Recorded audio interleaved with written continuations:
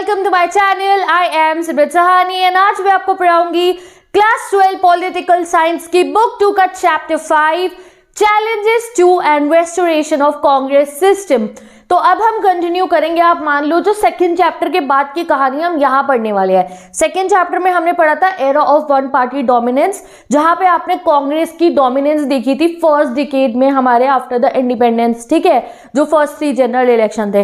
अब हम उससे आगे की कहानी पढ़ने वाले हैं कि जब 1960s का एरा आता है उस समय पे कांग्रेस पार्टी को बहुत सारे चैलेंजेस फेस करने पड़ते हैं।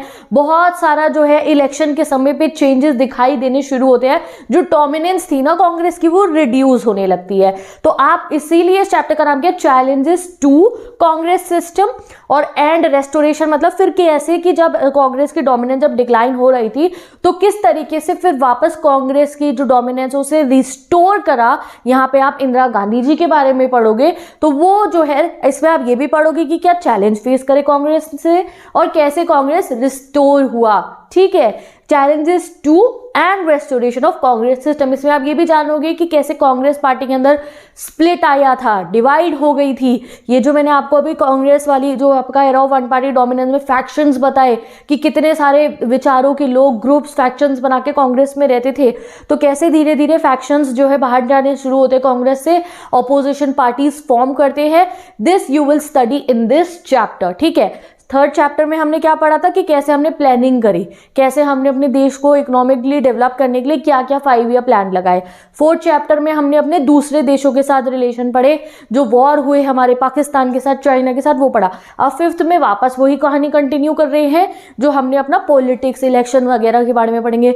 अब 6th चैप्टर में भी यही चीज पढ़ने वाला है, ठीक है। चलो शुरू करते हैं अपने इस चैप्टर को। तो चैप्टर के आपके ओवरव्यू में जो मैंने आपको बात बताई है यही बता रखा है। In this chapter we will study the challenges जो फेस कर रहे थे कांग्रेस ने इन द 1960s। क्यों फेस करे गए थे ये चैलेंजेस? क्योंकि सबसे पहले तो जो फैक्शंस थे जिनकी अलग अलग आइडियोलॉजीज थी उन्होंने भी ऑपोजिशन फॉर्म करना शुरू कर दिया था। साथ ही के साथ में अब ऑपोजिशन पार्टीज एक्टिव हो चुकी थी। अब ऑपोजिशन पार्टी स्टेट इलेक्शंस भी जीतना शुरू कर देती हैं, ठीक है। नेक्स्ट, द कांग्रेस सिस्टम, जैसे हम कह रहे थे कि बहुत सारे व्यूज को अकोमोडेट करता है, बहुत सारी आइडियोलॉजीज, कांग्रेस एक अम्ब्रेला की तरह थी उसके अंडर में आ जाती है। धीरे धीरे बहुत सारे व्यूज को कांग्रेस अकोमोडेट करना बंद कर देता है, इसलिए डिफरेंसेस अगर होते हैं और धीरे धीरे कांग्रेस की डोमिनेंस डिक्लाइन होती है, ठीक है। तो ये तीनों चीजें भी आप डिटेल में पढ़ोगे। So let's start with the topic number 1, challenges of political succession. इसका मतलब क्या कि जब एक प्राइम मिनिस्टर से दूसरे प्राइम मिनिस्टर बने, पॉलिटिकल सक्सेशन, तो क्या क्या चैलेंजेस आए। अब प्राइम मिनिस्टर चेंज क्यों हुए? क्योंकि अनफॉर्चुनेटली हम जो है हमारे जो फर्स्ट प्राइम मिनिस्टर हैं जवाहरलाल नेहरू जी, उनकी डेथ हो जाती है गाइस मई 1964 में। 1 साल से उनकी तबीयत ठीक नहीं चल रही थी, तो मई 1964 में उनकी डेथ हो जाती है। तो उसके बाद में जैसे आप देख सकते हो ये आपको आर्टिकल दिखा रखा है पूरा न्यूज़पेपर में, पूरी दुनिया में एंड इवन इंडिया में ऐसा ना मतलब बातें चल रही थी कि आफ्टर नेहरू जी हु, ऐसा लग रहा था कि अब नेहरू जी डेथ हो गई है तो अब आगे इंडिया का जो डेमोक्रेटिक स्ट्रक्चर है, जो हमारी पार्लियामेंट्री फॉर्म ऑफ गवर्नमेंट है, आगे उसका क्या होगा, कौन नए प्राइम मिनिस्टर बनेंगे इन बिटवीन, एंड क्या वो सारी जिम्मेवारियों को संभाल पाएंगे, क्या वो भी उतने ही अच्छे से वर्क कर पाएंगे जैसे नेहरू जी ने करा। इनफैक्ट ये भी सोचा जाता था कि क्या इंडिया का डेमोक्रेटिक स्ट्रक्चर जो इंडिपेंडेंस के बाद तो हमने बढ़िया से डेमोक्रेसी लगा ली, क्या ये डेमोक्रेसी नेहरू जी के बाद भी सर्वाइव कर पाएगी, ऐसे ऐसे क्वेश्चन लगे थे। और ऐसा क्यों, आप क्यों सोच रहे हो कि नेहरू जी के बाद कोई और प्राइम मिनिस्टर बन जाते, ठीक है। तो ऐसा क्यों कहा जा रहा है कि डेमोक्रेसी चलेगी आगे या नहीं? क्योंकि बहुत सारे देशों में ऐसा देखा गया कि इंडिपेंडेंस के बाद ना वो डेमोक्रेसी ले आते हैं, बट जब पहले प्राइम मिनिस्टर से जब उनके दूसरे प्राइम मिनिस्टर बने या फर्स्ट इलेक्शन के बाद जब वो दूसरे इलेक्शन में एंटर कर रहे थे तो उनकी डेमोक्रेसी गिर गई थी, यानी कि उनकी डेमोक्रेसी स्ट्रक्चर बिल्कुल फेल हो गया था। वहाँ पे कभी मिलिट्री रूल आ गया, मिलिट्री ने आके जो है लीडर्स को हटा दिया, या कुछ वायलेंस क्रिएट होने लग गया, सही से रूल नहीं हो रहा था। तो काफ़ी सारी कंट्रीज हमारे वर्ल्ड की ऐसी हैं जिनका पॉलिटिकल सक्सेशन फर्स्ट फेज से सेकंड फेज में अच्छे से नहीं हुआ था। हमारे फर्स्ट प्राइम मिनिस्टर ही तो थे जवाहरलाल नेहरू जी।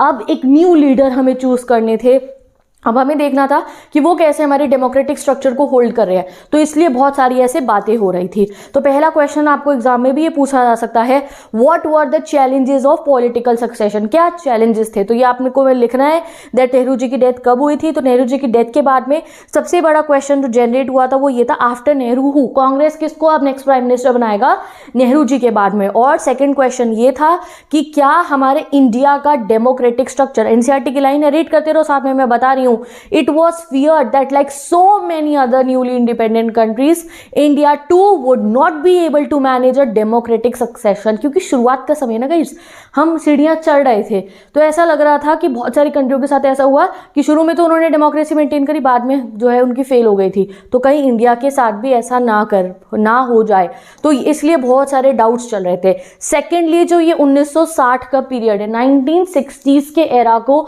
डेंजरस डिकेड भी रेफर करा गया है, इसलिए ऐसा माना जा रहा था कि भाई इतने डेंजरस टाइम में जो नए प्राइम मिनिस्टर बनेंगे वो कैसे इतनी बड़ी बड़ी रिस्पॉन्सिबिलिटीज को संभालेंगे और आगे कैसे चलाएंगे। वाई डेंजरस डिकेड, अभी अभी चाइना से वॉर हुआ था 1962 में, फिर पाकिस्तान से वॉर हुआ, ठीक है, साथ में फूड शॉर्टेजेस हो चुकी थी, ड्रॉट आ गए थे इंडिया के काफ़ी इलाकों में, गरीबी बढ़ती जा रही थी, हमने इवन प्लान हॉलीडे भी लिया था, प्लानिंग ही नहीं करी थी, तो बहुत सारी प्रॉब्लम्स थी, इसलिए 1960s के टाइम को डेंजरस डिकेड कहा जाता है। तो this is also a short question for your exam that why 1960s is label at the dangerous decade.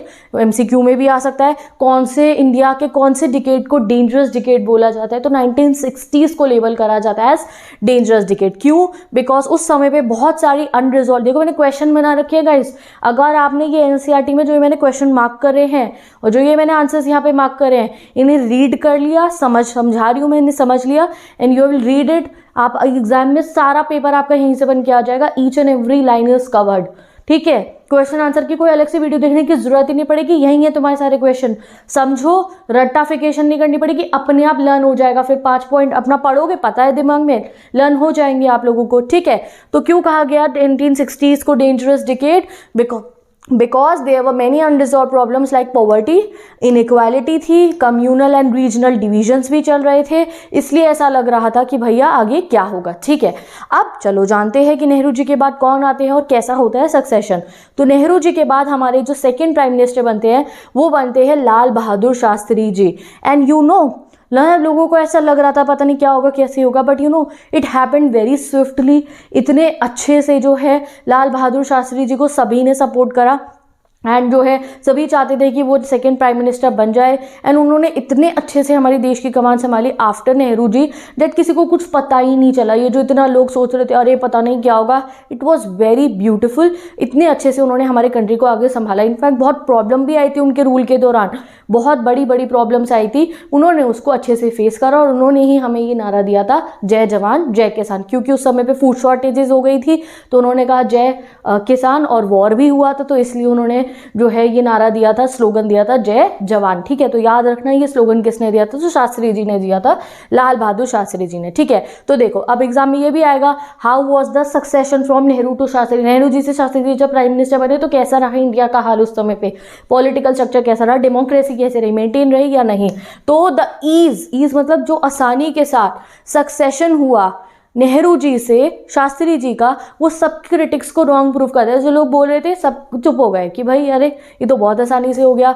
वह नेहरू पास्ड अवे, के कामराज जो प्रेसिडेंट थे कांग्रेस पार्टी के जो प्रेसिडेंट थे उस समय पे, उनका नाम था के कामराज। ये कांग्रेस पार्टी के आप मान सकते हो कि ये बहुत दिग्गज लीडर्स थे, ठीक है। ये मतलब पूरी पार्टी की कमान को संभालते थे, ऑनरेबल लीडर्स जिनको जो है बहुत नॉलेज थी, बहुत एक्सपीरियंस था इन द पॉलिटिकल सिनेरियो, ठीक है। तो के कामराज ने जो है बाकी अपने बड़े बड़े पार्टी के लीडर्स के साथ सजेस्ट करा कि भाई हम लोग अब राहुल बहादुर शास्त्री जी को नेक्स्ट प्राइम मिनिस्टर बनाएंगे। उनकी बात को सभी ने सपोर्ट करा कि यस लाल बहादुर शास्त्री जी को बना देना चाहिए। अब लाल बहादुर शास्त्री जी के बारे में आप जान लीजिए कि उनका कैसा पॉलिटिकल एक्सपीरियंस था, ठीक है।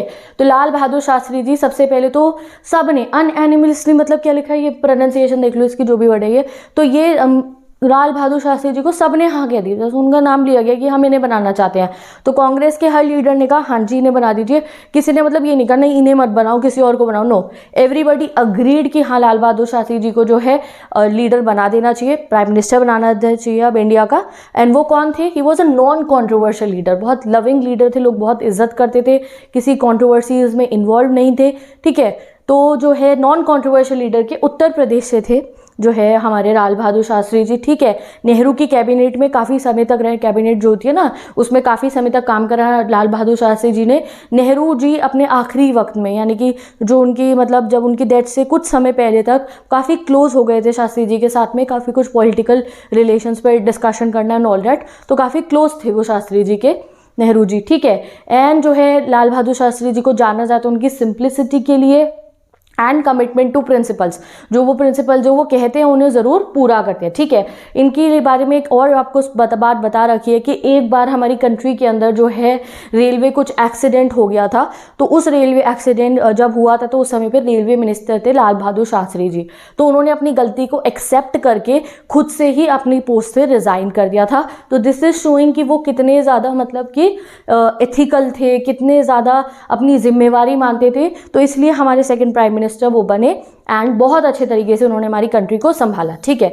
तो Shastri was the country second prime minister. कब से कब तक रहे? अनफॉर्चुनेटली ये बहुत शॉर्ट पीरियड के लिए हमारी कंट्री के सेकंड प्राइम मिनिस्टर बन के रहे, ओनली फ्रॉम 1964 टू 66, सिर्फ और सिर्फ 2 साल के लिए। और उस 2 साल में भी इन्होंने इतनी प्रॉब्लम्स देखी उस समय में हमारी कंट्री में, और उनको बहुत अच्छे से जो है ओवरकम भी करा शास्त्री जी ने, ठीक है। तो ड्यूरिंग शास्त्री जी का ब्रीफ रूल, ब्रीफ मतलब बहुत छोटा, 2 साल का ही तो था, तो उस समय पे सबसे पहली प्रॉब्लम क्या थी?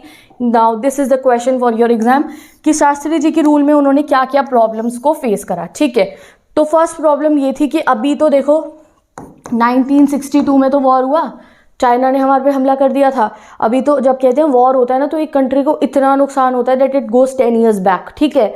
अभी तो 2 साल भी नहीं हुए थे ऑलमोस्ट, समझ लो आप, और इतना हमारे को भारी इकोनॉमिकली बहुत नुकसान हो रखा था जो है चाइनीज़ इन्वेजन के बाद से, ठीक है। उससे अभी हम रिकवर कर रहे थे, तो इतने में क्या हो गया, मानसून फेल हो गया हमारी कंट्री में, बारिश नहीं हुई, तो इस वजह से ड्रॉट आ गई, काफ़ी सारे इंडिया के इलाकों में सूखा पड़ गया, लोगों को खाने तक के लिए अनाज नहीं था हमारे यहाँ पे। तो ग्रेव को जो है आप मान लो हमारे यहाँ पे बहुत ही ज़्यादा वाला फूड शॉर्टेजेस हो चुकी थी, ठीक है। साथ ही के साथ में वॉर भी हो गया हमारा पाकिस्तान के साथ में, अभी प्रीवियस चैप्टर में पढ़ाया ना, वॉर विद पाकिस्तान, ठीक है, 3 बार हुए, एक प्रॉक्सी वॉर था और बाकी दोनों वॉर, तो वॉर हुआ भाई पाकिस्तान के साथ में। तो ये सब प्रॉब्लम्स जो है हमारे सेकंड प्राइम मिनिस्टर ने फेस करी एंड उनको उन्होंने काफ़ी अच्छे से ओवरकम करा and he gave this slogan, Shastri ji का फेमस स्लोगन जय जवान जय किसान, जो मैं आपको बता चुकी हूँ, और यही उनका स्लोगन था कंट्री के सभी चैलेंजेस को फेस करने के लिए, ठीक है। अब नाउ हाउ डिड हमारे सेकेंड प्राइम मिनिस्टर डाइड, उनकी डेथ कैसे हुई थी? तो शास्त्री जी की प्राइम मिनिस्टर से एकदम से एंड हो जाती है जब 10 जनवरी 1966 को वो सडनली एक्सपायर हो जाते हैं, उनकी डेथ हो जाती है ताशकेंट में। ताशकेंट का है, ताशकेंट यूएसएसआर में था तब, यानी कि सोवियत यूनियन में। अभी की बात करो तो वो कैपिटल है उज्बेकिस्तान की, पहले तो ये 15 सारे इकट्ठे थे ना, सोवियत यूनियन था ये सब के सब, तो सोवियत यूनियन में तब ताशकेंट था, तो वहाँ ताशकेंट में जो है शास्त्री जी की डेथ हो जाती है। अब तुम सोचो शास्त्री जी ताशकेंट क्यों गए थे? तो वहाँ पे वो हमारे कंट्री के बिहाफ पे गए थे, वहाँ पे वो एक अकॉर्ड साइन करने गए थे, एक अग्रीमेंट साइन करने गए थे, किसके साथ में? प्रेसिडेंट ऑफ पाकिस्तान के साथ में, जिनका नाम था मोहम्मद अयूब खान, जो हमने अपना बुक 1 में पढ़ा है ना, पाकिस्तान में कैसे बार बार डेमोक्रेसी आ रही थी जा रही थी, मोहम्मद अयूब खान के बारे में आपने पढ़ा था, ठीक है। तो वॉर के बाद में ना मतलब कि अकॉर्ड साइन होता है कि ठीक है अब जी पीस आ जाएगा, अब आगे वॉर नहीं होगा, और काफ़ी सारी बातों पर डिस्कशन करके हमारे प्राइम मिनिस्टर जो दूसरे देश के लीडर हैं वो उसको साइन करते हैं ट्रीटी टाइप बना के। तो वो ट्रीटी टाइप साइन करने गए थे और वहाँ पे अनफॉर्चुनेटली जो है हमारे सेकंड प्राइम मिनिस्टर जी की डेथ हो जाती है, ठीक है। तो चलो, तो एंड द वॉर करने के लिए वो वहाँ पे ट्रीटी जो साइन करने गए थे ताशकेंट में, वहाँ उनकी डेथ हो जाती है। तो फिर क्या हो गया भैया, फिर पूरा इंडिया बड़ा जो है हैरान था, वो सब लोग बहुत टेंस थे, पूरा मतलब ऐसा एटमॉस्फेयर बन गया था कि अब शास्त्री जी के बाद उनकी जगह कौन लेगा। अब हमारा इतने से समय के अंदर ही हमें एक न्यू प्राइम मिनिस्टर चाहिए थे, अब नए प्राइम मिनिस्टर हमारे कौन बनेंगे, ठीक है। तो अब नेक्स्ट टॉपिक आपका क्या आया, फ्रॉम शास्त्री टू इंदिरा गांधी। तो शास्त्री जी के बाद कौन बनी हमारी प्राइम मिनिस्टर, इंदिरा गांधी जी बनी थी ना। उस जमाने में गाइस आप खुद सोचो, एक लेडी का in the world full of main, ठीक है, मेन डोमिनेटेड पॉलिटिक्स के अंदर हमारी इंदिरा गांधी जी जो है वो प्राइम मिनिस्टर वो कैसे बनी, आज आप ये जानने वाले हो, ठीक है। तो स्टार्ट करते हैं हम अपने इस टॉपिक को। ये आपके एग्जाम पॉइंट ऑफ व्यू से बहुत इंपॉर्टेंट है, ठीक है। इसमें काफ़ी शॉर्ट क्वेश्चन बन के आएंगे इस वाले टॉपिक्स आपके, तो चलो देखते हैं। तो वंस अगेन कांग्रेस को पॉलिटिकल सक्सेशन देखना था, फिर से उन्हें अपने लिए एक प्राइम मिनिस्टर ढूंढना था, ठीक है। अब ये टाइम में कॉम्पिटिशन था, जैसे शास्त्री जी के टाइम में तो कहा ना, हाँ शास्त्री जी को बनाएंगे, किसी ने किसी और का नाम नहीं लिया ज़्यादा, मतलब सबने अग्री कर लिया कि ठीक है शास्त्री जी को बनाते हैं। बट जब इंदिरा गांधी जी को प्राइम मिनिस्टर बनाने की बारी आई तो there was a tussle competition था, किसके बीच में, दो ऑप्शंस थे, दो जो है कैंडिडेट्स थे प्राइम मिनिस्टर बनने के लिए। एक थी इंदिरा गांधी जी और दूसरे थे Morarji Desai, and he is also very respectable leader. ये चीफ मिनिस्टर थे बॉम्बे स्टेट के, आज के महाराष्ट्र के, और जो मतलब उस समय में बॉम्बे स्टेट में महाराष्ट्र गुजरात के पार्ट्स आते थे, ठीक है। अभी के लिए अगर आप सोचो तो मतलब कि he was a very respectable political leader at that time. और जो है साथ ही के साथ में उन्होंने सेंटर में भी काफ़ी बार अलग अलग मिनिस्ट्रीज़ को हैंडल करा था। तो मोरारजी देसाई और इंदिरा गांधी, दो जो है, इंदिरा गांधी कौन, इंदिरा गांधी जवाहरलाल नेहरू जी की डॉटर, ठीक है, वो भी कांग्रेस की। अगर आप इंदिरा गांधी का जो है प्रीवियस करियर सोचना चाहो, पॉलिटिकल उनका एक्सपीरियंस क्या था, उनको प्राइम मिनिस्टर कहने की बात हो रही है तो वो कांग्रेस की प्रेसिडेंट रही थी जब पहले, और जब जो है यूनियन मिनिस्टर भी रही थी जब शास्त्री जी रूल में थे, ठीक है। तो अब उनको बनाने की बात कैसे कही जाती है, तो दो कैंडिडेट्स थे कि या तो मोरारजी देसाई प्राइम मिनिस्टर बनेंगे शास्त्री जी के बाद, या इंदिरा गांधी जी बनेगी। तो इंदिरा गांधी जी को पता है कौन सपोर्ट करते हैं, जो पार्टी के सीनियर लीडर्स थे, सीनियर लीडर्स यानी कि जो बड़े बड़े पॉलिटिकल लीडर्स थे कांग्रेस के, जिनको जो है काफ़ी समय से जो कांग्रेस में है, they have very much knowledge and experience. जो सीनियर लीडर्स थे उन्होंने कहा कि इंदिरा गांधी को बनाएंगे हम अपना नेक्स्ट प्राइम मिनिस्टर, ठीक है। But this decision was not unanimous, यानी कि इस डिसीजन पे सब लोग हाँ जी नहीं कर रहे थे। तो इसलिए कांग्रेस पार्टी के अंदर होता है सीक्रेट बैलेट, यानी कि इलेक्शन कराए जाते हैं इन द कांग्रेस पार्टी, ठीक है, कि ये देखा जाएगा कि कितने लोग चाहते हैं मोरारजी देसाई बने और कितने लोग चाहते हैं कि भैया इंदिरा गांधी बन जाए। तो उस सीक्रेट बैलेट का रिजल्ट क्या आता है, Mrs Indira Gandhi defeated Morarji Desai by securing the support of more than 2/3 of the parties MPs. तो जो कांग्रेस पार्टी उसके सभी एमपीज, हम लोगों का कोई पब्लिक जनता का कोई रोल नहीं था इसमें, कांग्रेस पार्टी के अंदर ही उन्होंने अपना जो है सभी लीडर्स ने मिलकर सीक्रेट बैलेट करा, जितने भी एमपीज थे कांग्रेस के उन्होंने वोटिंग करी, ठीक है। और रिजल्ट क्या आया कि 2/3 ने सपोर्ट करा था इंदिरा गांधी को। तो इसलिए बहुत पीसफुली जो है हमारी इंदिरा गांधी जो है नेक्स्ट प्राइम मिनिस्टर बन जाती है। तो फाइनली रिजल्ट क्या होता है, सीक्रेट बैलेट का इंदिरा गांधी जी विन करती है, जीत जाती है, और as a result Indira Gandhi जो है हमारी नेक्स्ट प्राइम मिनिस्टर बन जाती है आफ्टर शास्त्री जी। तो ये चीज़ शो करती है एक बहुत ही मैच्योर्ड डेमोक्रेसी कि हमारे यहाँ पे बहुत पीसफुली ट्रांजिशन हो पाया, कोई प्रॉब्लम क्रिएट नहीं हुई। तो यही चीज़ आपको बुक में बता रखी है, a peaceful transition of power despite intense competition of leadership. Competition बहुत ज़्यादा था मोरारजी देसाई एंड इंदिरा गांधी जी के बीच में, बट स्टिल इतने ईजिली जो है रिजल्ट को जो है अप्रूव करा गया, सबने माना। एंड ये चीज़ दिखाती है sign of maturity of Indian democracy कि हमारी डेमोक्रेसी बहुत मैच्योर हो गई थी, एंड हाउ इट जो है कैसे वो मतलब कि बहुत ही स्ट्रॉन्ग होती जा रही है हमारी democracy. Now this is a cartoon based question, तो जो इंपॉर्टेंट कार्टून्स है मैं आपको वीडियो के बीच में ही कवर करवा दूंगी, क्योंकि ये चैप्टर ऐसा है इसमें से आते हैं भैया कार्टून क्वेश्चन बहुत ज़्यादा।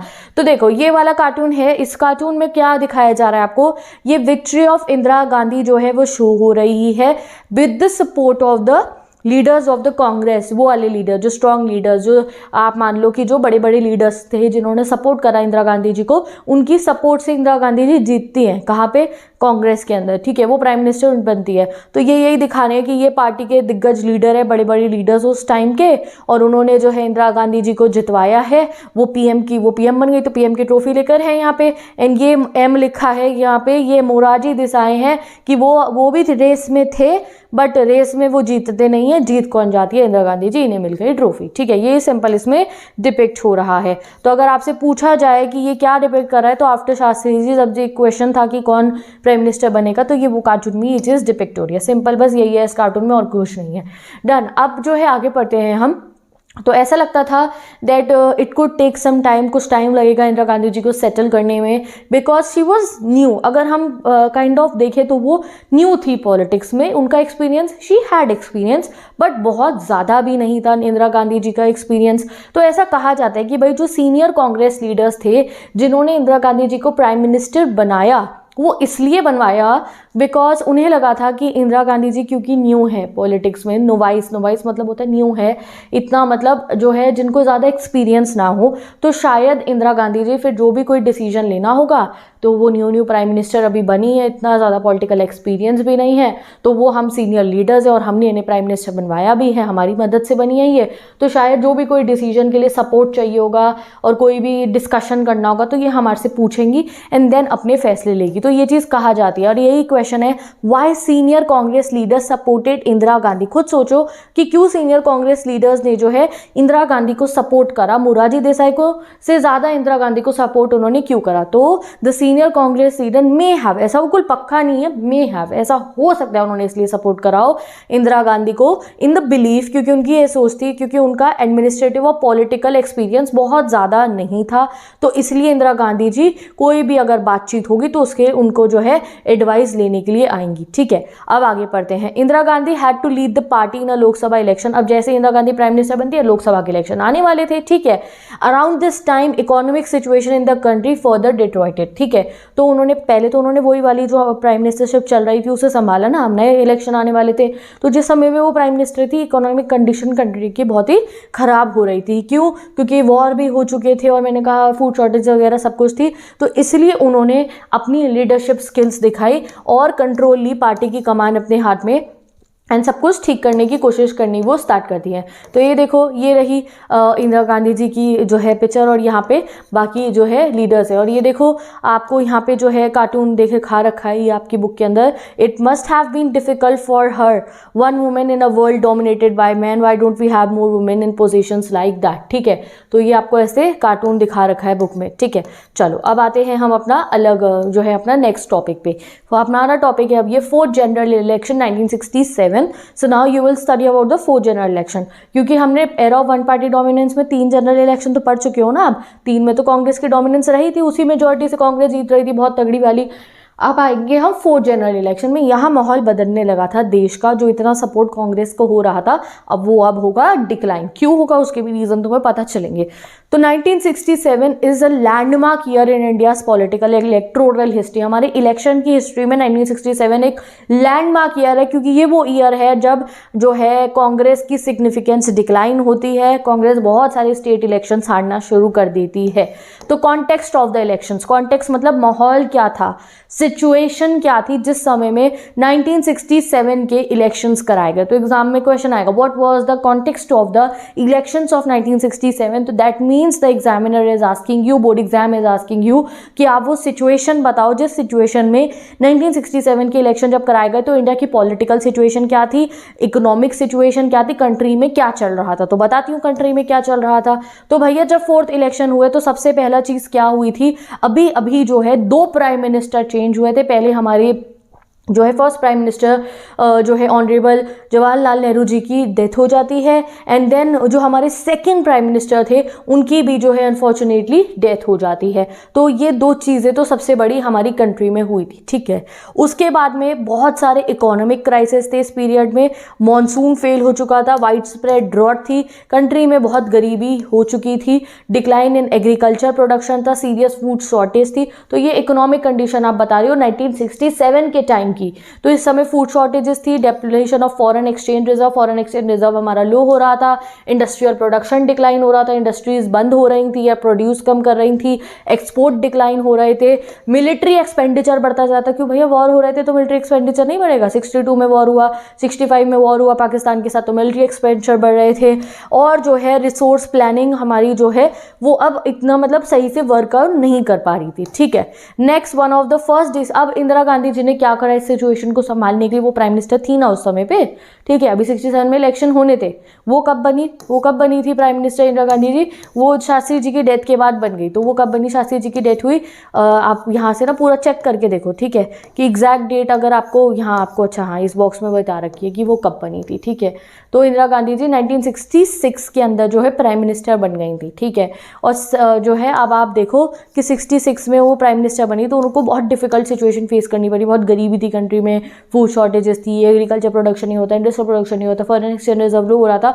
तो उन्होंने एक काम सबसे पहले जो करा था, उन्होंने हमारे इंडियन करेंसी को जो है, इंडियन रुपी जो है हमारा, उसको डिवैल्यूएट कर दिया था करेंसी को, बिकॉज प्रेशर आ रहा था फ्रॉम द यूएस। डिवैल्यूएट करना मतलब देखो उन्होंने हमारी करेंसी की वैल्यू को डिक्लाइन कर दिया था। जैसे अभी आप देखते हो कि हमारे जो भी लोग देशों की करेंसी होती है हम उसको डॉलर से कंपेयर करते हैं, ये इकोनॉमिक्स में हम पढ़ते हैं, मैक्रो इकोनॉमिक्स में इसको एक्सचेंज रेट सिस्टम्स के अंदर। तो बेसिकली हमारे जो डॉलर को एक एक्सचेंज रेट सिस्टम माना जाता है, हम डॉलर से अपनी जो करेंसी है उसको वैल्यू निकालते हैं उसकी। तो अभी आज के समय पे अगर $1 is equal to Indian rupees कितने हैं, 80 की लाइन में, 81 होगा, 82 या 80 होगा, आज मुझे प्रेजेंट का नहीं पता है, 80s में चल रहा है आज के समय पे, ठीक है। अभी 2020-21 तक जो था तब 75 था, कभी फिर 70 से शुरू हुआ था, ठीक है। तो अभी 80 की लाइन में है हमारा जो है $1 इज इक्वल टू 80 या 80 से भी ज़्यादा, कभी 82 हो जाता, कभी 83 है ना, चेक कर लो, अभी वो देख लो, आज की डेट का देख लो, जिस समय तुम ये वीडियो देख लो उस दिन का चेक करना।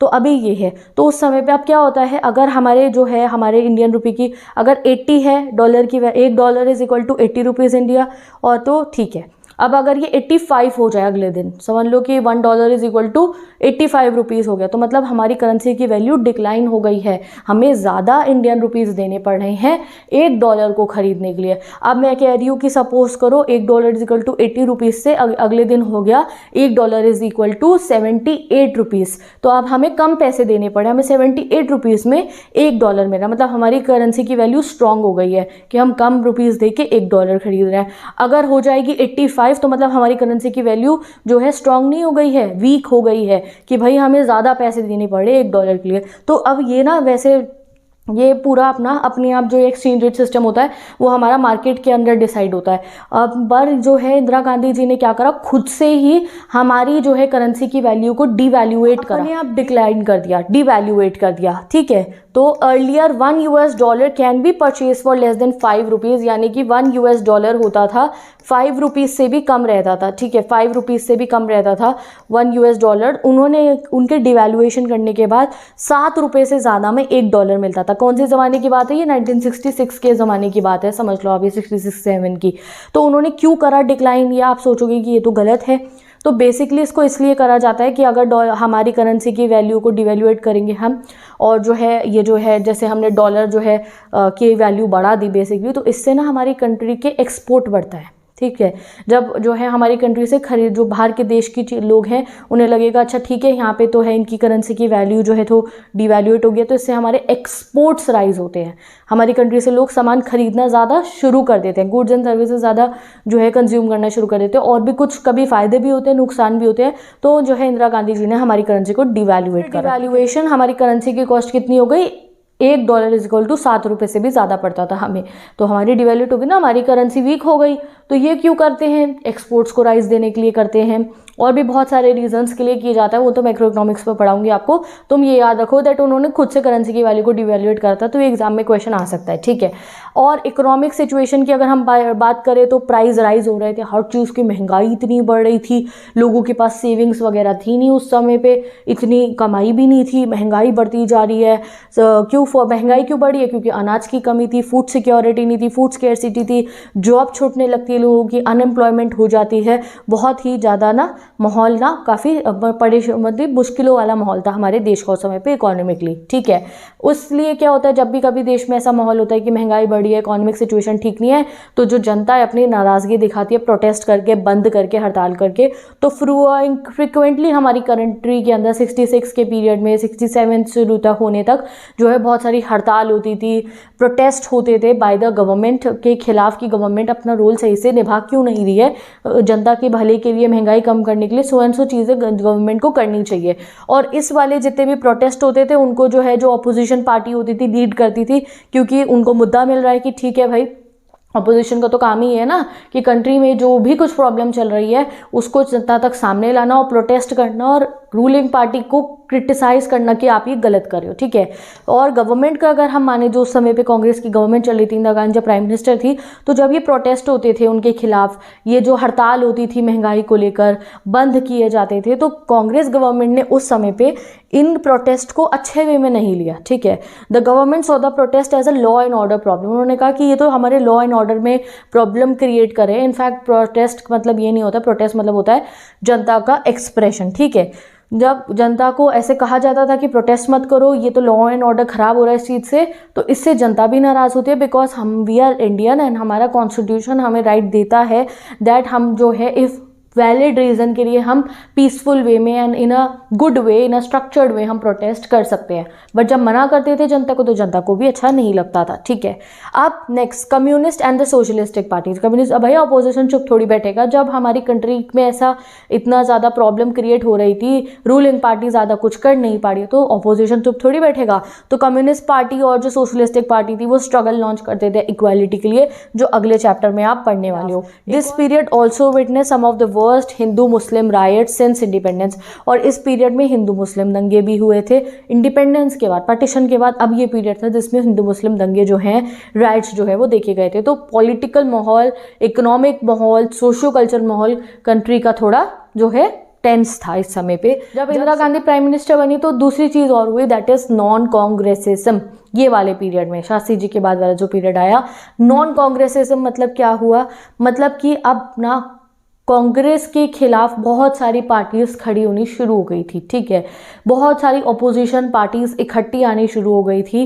पहले क्या होता था, कांग्रेस को जो है कांग्रेस होती थी और बाकी सब पार्टीज को भी वोट मिलते थे, बट बाकी सब पार्टीज के वोट बट जाते थे, इसलिए कांग्रेस की मेजॉरिटी बन जाती थी।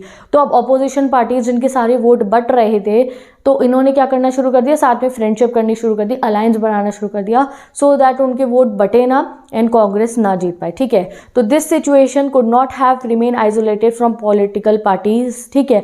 जो ये देश का ऐसा माहौल हो रहा था, अब अपोजिशन पार्टीज भी फोर फ्रंट पे आ चुकी थी, बहुत सारे पब्लिक प्रोटेस्ट ऑर्गेनाइज करवाती थी। Parties oppose the Congress realise that the division of their votes kept the Congress in power. यही चीज़ मैंने आपको बताई कि जो अपोजिशन पार्टी जैसे सोशलिस्टिक पार्टी, कम्युनिस्ट पार्टी, बहुत सारी पार्टी समझ में आ गया भाई हमारे वोट बढ़ जाते हैं इसलिए कांग्रेस जीत जाती है। तो इसलिए उन्होंने क्या करा, उन्होंने अपना अलग अलग आइडियोलॉजी के लोग फिर भी इकट्ठे आने शुरू हो जाते हैं। Thus the parties that were entirely different and disparate in their programmes, जैसे कि आप मानो सोशलिस्टिक पार्टी हो गई, कम्युनिस्ट पार्टी हो गई, भारतीय जनसंघ हमने पढ़ी, हमने बहुत सारी पार्टीज के बारे में पढ़ा। उनकी आइडियोलॉजी अलग है एक दूसरे से। अलग आइडियोलॉजीज होने के बाद ये सब पार्टीज इकट्ठी आई ऑन वन कंसेशन। उनके बीच में सिर्फ एक ही बात थी जिस पे वो हंट करते थे, वो थी एंटी कांग्रेस, कि उन्हें कांग्रेस को हटाना था। तो इसलिए बहुत सारी पार्टीज, अलग अलग पार्टी जिनके सोच विचार मिलते भी नहीं थे, वो एक साथ आके उन्होंने अपना अलायंस फॉर्म करा सो दैट वो जो है इलेक्शंस को जीत पाए, ठीक है। चलो आगे पढ़ते हैं। They felt that inexperience of Indira Gandhi, की इंदिरा गांधी के पास एक्सपीरियंस नहीं है और कांग्रेस के अंदर जो इंटरनल फैक्शंस है, इसकी वजह से शायद उन्हें अब इस साल अपॉर्चुनिटी मिल जाए कांग्रेस को टॉपल करने की, यानी कि हराने की। 3 जनरल इलेक्शन तब तो कांग्रेस ही जीती रही थी ना। अब ये 4th वाले में जो अपोजिशन थी उन्होंने हाथ मिला लिए, सबने, सब अपोजिशन इकट्ठे आ गए, चाहे आइडियोलॉजी मिल रही थी नहीं मिल रही थी, for the anti Congress thing, ठीक है। और वो उन्हें क्यों लग रहा था कि इस साल वो जीत सकते हैं, क्योंकि एक तो Indira Gandhi was not experience, उस समय पे एज अ प्राइम मिनिस्टर बनी थी वो, तो इतना पॉलिटिकल एक्सपीरियंस उनका नहीं था। और दूसरी चीज़ क्या थी कि भाई अब उनको अपॉर्चुनिटी मिल गई थी जो देश का कांग्रेस को टॉपल करने की, ठीक है। और थर्ड चीज़ क्या थी, द सोशलिस्टिक पार्टी के जो लीडर थे राम मनोहर लोहिया जी, उन्होंने इस स्ट्रैटेजी को, कौन सी स्ट्रैटेजी कि भाई ये जो अपोजिशन है दे विल कम टुगेदर, वो अलायंस बनाएंगे, इस स्ट्रैटेजी को उन्होंने नाम दिया नॉन कांग्रेसिज्म, ठीक है। और उन्होंने इस चीज़ की एक प्रॉपर थ्योरी दी थी that Congress rule was now becoming undemocratic, Congress का रूल अब अनडेमोक्रेटिक बन रहा था एंड जो है वो ऑर्डिनरी पीपल के हित के लिए काम नहीं कर रहा था। तो इसीलिए सब बाकी पार्टीज जो है अपोजिशन पार्टीज हैं वो इकट्ठी आ रही हैं and it was necessary so that जो है हमारी कंट्री में डेमोक्रेसी फिर से अच्छे से जो है चल पाए। इसलिए जो है ऑपोजिशन पार्टीज़ का, इवन तो उनके आइडियोलॉजीज डिफरेंट है, इस समय पे इकट्ठा आना ज़रूरी है so that they can topple the Congress government, ठीक है। तो ये आपको याद रखना है। नेक्स्ट अब आते हैं हम इलेक्टोरल वर्डिक्ट, मतलब कि 67 के इलेक्शन का रिजल्ट क्या आया। तो इलेक्शन का रिजल्ट जो है वो काफ़ी ही, वैसे जीत गई थी कांग्रेस, हारी नहीं थी, मेजॉरिटी बन गई थी कांग्रेस की, तो सेंट्रल गवर्नमेंट तो कांग्रेस की ही बनती है। बट हाँ, बहुत फ़र्क था 67 के इलेक्शन का रिजल्ट, बहुत ही लैंडमार्क माना जाता है, क्योंकि ये वो टाइम था, पहले क्या होता था कांग्रेस स्टेट इलेक्शन भी सारे जीत जाती थी और जो है सेंट्रल की तो गवर्नमेंट बना ही लेती थी। अब ये वो समय था जब बहुत सारी स्टेट्स के अंदर कांग्रेस की सरकार जो है वो नहीं बनती है, ठीक है। तो it was in this context of हाइटेड popular discontent and the polarisation of political forces the fourth general election to the Lok Sabha and state assemblies were held in February 1967। यानी कि ये वो समय था जब पहली बारी हमारे इंडियन पॉलिटिक्स में कांग्रेस को लेकर बहुत डिसकॉन्टेंट था, क्योंकि जो है लोगों की डिमांड्स पूरी नहीं की गई थी, बहुत पोलराइजेशन था पॉलिटिकल फोर्सेस में, यानी कि अब की बार बहुत तगड़े तगड़े कॉम्पिटिटर्स थे आमने सामने। तो ये वो समय था, इस समय में जो है हमारे स्टेट इलेक्शन भी कराए गए और लोकसभा के इलेक्शन भी, सेंटर के इलेक्शन भी कराए गए। कब? February 1967 में, ठीक है। अब ये वो पहला इलेक्शन था जब कांग्रेस फेस करने वाला था पहला इलेक्शन विदाउट नेहरू जी। आज से पहले जितने भी इलेक्शन हुए थे उसमें नेहरू जी फोरफ्रंट पे थे, ये पहला इलेक्शन था कांग्रेस पार्टी का विदाउट नेहरू जी। तो देखते हैं रिजल्ट क्या होता है। The result jolted the Congress at the both national and the state level, यानी कि बहुत हैरान और बहुत ही ज़्यादा, मतलब कि बहुत ही दंग कर दिया था जो रिजल्ट आया था उसने कांग्रेस को भी और हमारी कंट्री को भी। मैनी कंटेम्प्रेरी लीडर्स जो हैं उन्होंने इस वाले रिजल्ट को ना 1967 के इलेक्शन के रिजल्ट को बोला पॉलिटिकल अर्थक्वेक। तो ये आ गया तुम्हारा एक और 1 marker, what is political earthquake. तो 67 के इलेक्शन के रिजल्ट को पॉलिटिकल अर्थक्वेक बोला जाता है। क्यों बोला जाता है? देखो पहले तो कांग्रेस, ये मत सोचो हार गई, जीत गई थी कांग्रेस, मेजॉरिटी बना रही थी लोकसभा में, but with the lowest tally of seats and share of vote since 1952 में जब जीते थे बहुत ज़्यादा मेजॉरिटी से जीते थे, उसके बाद के इलेक्शन में बहुत ज़्यादा में जीते, तीसरे में भी काफ़ी अच्छा जीत पाई थी। जो ये पहला ऐसा इलेक्शन था कांग्रेस का जिसमें कांग्रेस की जो है शेयर ऑफ वोट्स और सीटें बहुत कम थी। Half the ministers in Indira Gandhi cabinet were defeated, Indira Gandhi की कैबिनेट के काफ़ी सारे मिनिस्टर हार गए थे। एंड यू नो कांग्रेस के बड़े बड़े दिग्गज जो पॉलिटिकल लीडर्स थे जो इलेक्शन में खड़े हुए थे, इनफैक्ट वो भी अपनी अपनी कॉन्स्टिट्यूएंसी से हार गए थे। ये वो वाला समय था जो एग्जाम्पल आपको बता रखा है। फॉर एग्जाम्पल के कामराज तमिलनाडु कॉन्स्टिट्यूएंसी से हार गए थे, ये बहुत बड़े लीडर थे तमिलनाडु के, ठीक है। एस.के. पाटिल महाराष्ट्र से हार गए थे। अतुल्य घोष जो है वेस्ट बंगाल से हार गए थे। के.बी. सहाय इन बिहार, ठीक है। तो इतने बड़े बड़े पॉलिटिकल स्टालवर्ड्स लिखा है, यानी कि बड़े बड़े पॉलिटिकल दिग्गज लीडर भी जो है इस साल जो है इलेक्शन में लोगों को जो है लोगों का सपोर्ट नहीं जीत पाए थे, तभी इसको कहा जाता है पॉलिटिकल अर्थक्वेक, ठीक है। चलो आगे पढ़ते हैं। तो व्हाट वाज पॉलिटिकल अर्थक्वेक, इसका आंसर ये रहा, समझ में आ गया। चलो आगे पढ़ते हैं अब हम। तो ये देख सकते हो आप, ये आपको ना असेंबली इलेक्शन रिजल्ट 1967, ये एग्जाम में ज़रूर आपके क्वेश्चन आएगा मैप वर्क में। तो ये येलो से मार्क है वो वाली स्टेट्स जहाँ पे Congress got majority in 67 assembly polls, मतलब कि स्टेट इलेक्शन की बात हो रही है। सेंटर में तो आ गई ना सरकार कांग्रेस की, स्टेट इलेक्शन की बात हो रही है। तो जो येलो से मार्क्ड है वहाँ तो कांग्रेस की सरकार बन गई थी, बट जो ये रेड से मार्क्ड है कांग्रेस को यहाँ मेजॉरिटी नहीं मिली थी। तो ये देख लो आप, रेड से यूपी, बिहार, वेस्ट बंगाल, ओडिशा, राजस्थान, पर राजस्थान में भी कांग्रेस को मेजॉरिटी मिली नहीं थी, बट बाद में जो है कांग्रेस की सरकार राजस्थान में तो चलो बन गई थी। मेन आप देखोगे यहाँ देखो यूपी में, बिहार में, वेस्ट बंगाल में, ओडिशा में, यहाँ पे केरला हो गया, मद्रास प्रो लिखा है, ये जो रेड से मांगे यहाँ नहीं बन पाई थी, कांग्रेस को यहाँ मेजॉरिटी नहीं मिली थी। तो ये मैप वर्क आएगा आपका। तो ये मैंने यहाँ लिखा भी है, which state Congress lost in 1967। ठीक है, तो कौन कौन सी स्टेट्स कांग्रेस हार गई थी इन द 1967 इलेक्शन? तो Congress lost majority in as many as 7 state. तो 7 स्टेट्स ऐसी थी जिसमें कांग्रेस हार गई थी, मेजॉरिटी नहीं बना पाई थी। इनफैक्ट 7 से भी ज़्यादा थी, 9 थी, 2 और थी, बट वहाँ पे जो है ना कांग्रेस की सरकार बन जाती है डिफेक्शन के बाद में, यानी कि जो है कुछ हुआ वहाँ पे, मतलब डिफेक्शन हो गया, डिफेक्शन अभी आगे के टॉपिक में पढ़ाऊंगी, वहाँ बन गई थी बाद में। 7 थी जहाँ कांग्रेस की स्टेट गवर्नमेंट नहीं बनती है। कौन कौन सी थी वो? तो basically these 9 states where the Congress lost power were spread across the country. तो टोटल 9 थी ना, मैंने कहा 2 में बाद में बना लेती है, बट टोटल 9 की अगर हम बात करें जहाँ जहाँ जो है कांग्रेस हार गई थी, पंजाब में कांग्रेस की सरकार नहीं बन पाई थी, हरियाणा मेजॉरिटी नहीं जीती थी, उत्तर प्रदेश, मध्य प्रदेश, बिहार, वेस्ट बंगाल, ओडिशा, मद्रास एंड केरला। ठीक है, मद्रास स्टेट मतलब क्या है? आज के समय का तमिलनाडु। यहाँ पे जो है कौन जीता था? यहाँ पे एक रीजनल पार्टी जीती थी जिसका नाम था DMK। इसकी फुल फॉर्म ये रही, 1 मार्कर के लिए याद रखना।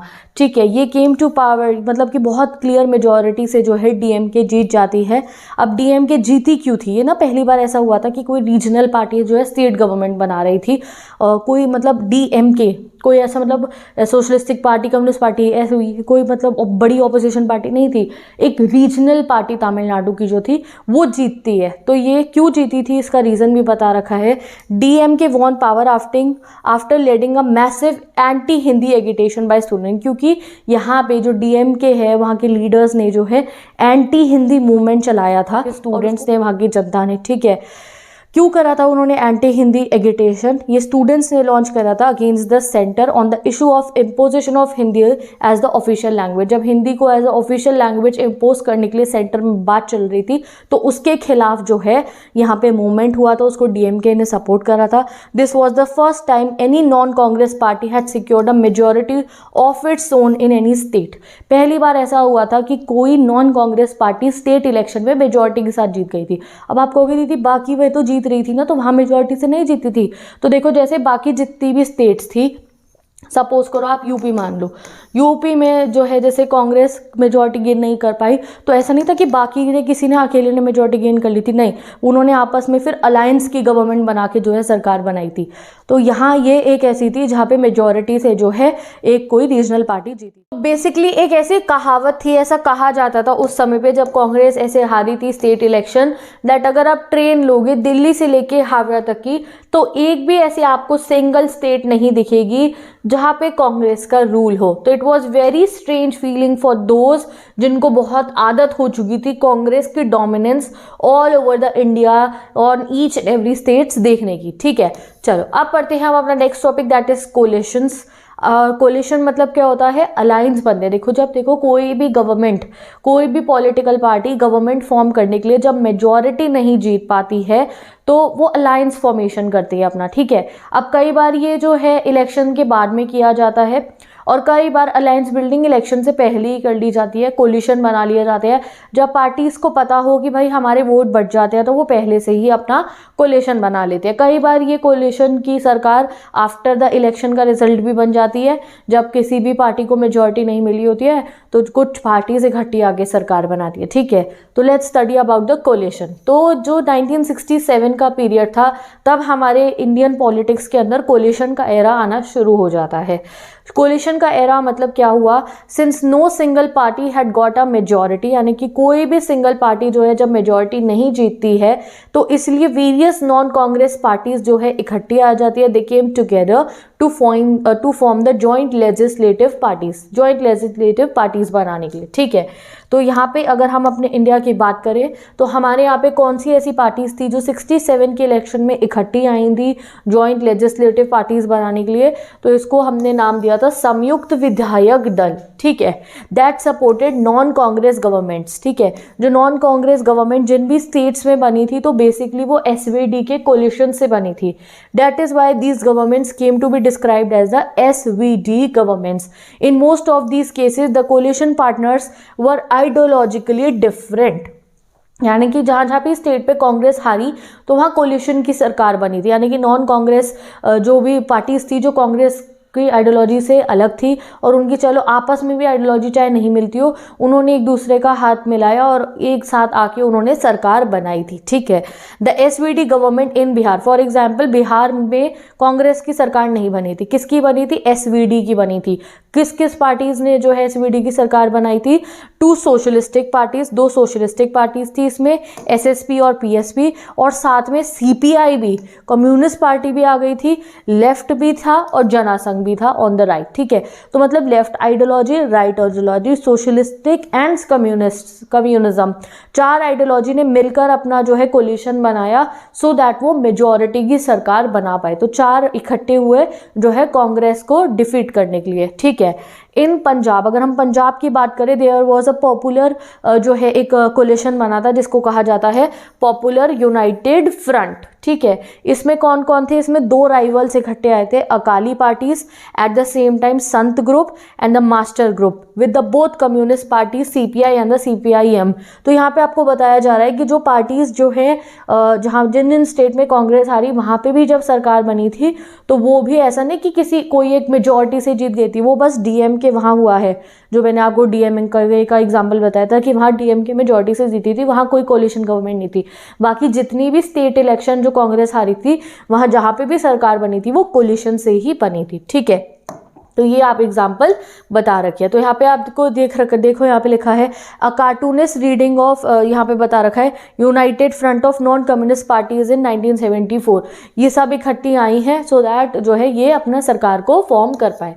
चलो आगे देखते हैं अब हम defection. Now you will see another case of our Indian political structure या फिर इलेक्शन के सिस्टम का एक और सिस्टम आप देखोगे जिसे कहा जाता है डिफेक्शन. डिफेक्शन क्या होता है, तो ये काफ़ी इंपॉर्टेंट रहा था हमारी पॉलिटिक्स में. 67 के इलेक्शन के बाद डिफेक्शन बहुत ज़्यादा देखा गया. इसमें क्या होता है, जैसे देखो कोई एक मेंबर ऑफ पार्लियामेंट है, वो लीडर जो है जब वो जीत गए, वो जीते एक पार्टी से बट बाद में वो दूसरी पार्टी के अंदर चले जाए अपनी जीत के बाद, अपनी सीट तो उन्होंने जीत ली अपनी, बट सपोज करो वो अपनी पार्टी लीव करके किसी और पार्टी में चले जाएं तो इसको कहा जाता है डिफेक्शन. कि आपने जीते तो आप एक पार्टी के थ्रू थे और बाद में आप सिंपल लैंग्वेज में, अगर डिफेक्शन में आपको सबसे सिंपल लैंग्वेज में बोलूँ, और दूसरी पार्टी में चले गए भैया जीतने के बाद, तो इसको कहा जाता है डिफेक्शन, ठीक है. अब डिफेक्शन से क्या होता है, सरकार गिरती बनती है डिफेक्शन से. सपोज करो किसी एक को 2-3 सीटों की कमी पड़ रही थी, सामने वाली पार्टी के 3 जने तुम्हारी पार्टी में आ गए, तुम्हारी मेजॉरिटी बन गई, ठीक है. तो ये होता है डिफेक्शन. डिफेक्शन मींस, अब डिफेक्शन का 1 मार्क का क्वेश्चन आ सकता है, शॉर्ट क्वेश्चन आ सकता है, तो ये देख लो. Defection means an elected representative leaves the party on whose symbol he she was elected. यानी कि जिस पार्टी से आप इलेक्शन में खड़े हुए एंड जिस पार्टी से आप इलेक्शन जीते हो उसको आप लीव कर दो एंड जॉइन्स अनदर पार्टी, और आप किसी और पार्टी को ज्वाइन कर लो. आफ्टर द 1967 जनरल इलेक्शन, 67 के जनरल इलेक्शन के बाद breakaway of Congress legislators played an important role in installing non Congress governments, ठीक है. तो डिफेक्शंस की वजह से बहुत सारी स्टेट्स में नॉन कांग्रेस गवर्नमेंट बन पाई, ठीक है. फॉर एग्जांपल हरियाणा में, मध्य प्रदेश में एंड उत्तर प्रदेश में बहुत बार जो है डिफेक्शंस को देखा गया था, ठीक है. अब आपको यहाँ पे एक केस बता रखा है एक ऐसे ही लीडर का जिन्होंने बार बार डिफेक्शन को जो है प्रैक्टिस करा था. देखो इन लीडर का नाम था गयालाल. ये एमएलए थे इन हरियाणा इन 1967. इन्होंने 3 बार अपनी पार्टी को चेंज करा. यहाँ आप रीड करते रहो, ये देखो बात को बता रखा है, इनका एग्जाम्पल मे भी पूछ लिया जाए, ठीक है. तो इनको 3 बार जो है इन्होंने अपनी पार्टी को बदला इन फोर्टनाइट, 15 दिनों के अंदर 3 बार पार्टियां बदल ली अपनी. From Congress to United Front, Congress से जीत के फिर यूनाइटेड फ्रंट में चले गए, फिर वापस कांग्रेस में आ गए और कांग्रेस में आने के 9 घंटे के भीतर ही ये यूनाइटेड फ्रंट में वापस चले जाते हैं. तो ऐसे ही इन्होंने डिफेक्शन करा, अपनी पार्टी से दूसरी पार्टी में गए, वापस अपनी पार्टी में, 9 घंटे बाद दोबारा उसी पार्टी के अंदर. तो ये काम करा था किसने, गयालाल ने, जो एक एमएलए थे हरियाणा के. तो इस चीज को डिफेक्शन बोला जाता है, ठीक है. चलो गाइस डिफेक्शन समझ गए. अब हम पढ़ेंगे कांग्रेस पार्टी के स्प्लिट के बारे में। एक समय ऐसे आया, देखो कांग्रेस पार्टी के अंदर प्रॉब्लम्स आनी शुरू हो गई थी। क्योंकि देखो जो बड़े बड़े लीडर्स थे ना कांग्रेस के, उन्होंने इंदिरा गांधी जी को जितवाया इसलिए था, प्राइम मिनिस्टर इसलिए बनवाया था स्टार्टिंग में तो, कि भाई ये हमारी बात मानेंगी, हमारे से सपोर्ट लेंगी, हमारे से क्वेश्चन पूछेंगी, हमारे सोच विचार से चलेंगी। बट वो अपनी लीडरशिप अपने हिसाब से कर रही थी, उनकी अपनी डेस्क थी, उनकी अपना डेस्क मतलब उनके अपने लोग थे जिनसे वो सलाह मशवरे करती थी एंड वो अपने डिसीजंस लेती थी। वो इतना उनसे नहीं पूछती थी जो वो चाहते थे। तो धीरे धीरे स्प्लिट्स आने शुरू हो जाते हैं कांग्रेस के अंदर, ठीक है। आइडियोलॉजिकल डिस्प्यूट्स होते हैं, राइवलरीज, टेंशंस बढ़ती है और कांग्रेस में स्प्लिट आ जाता है, ठीक है।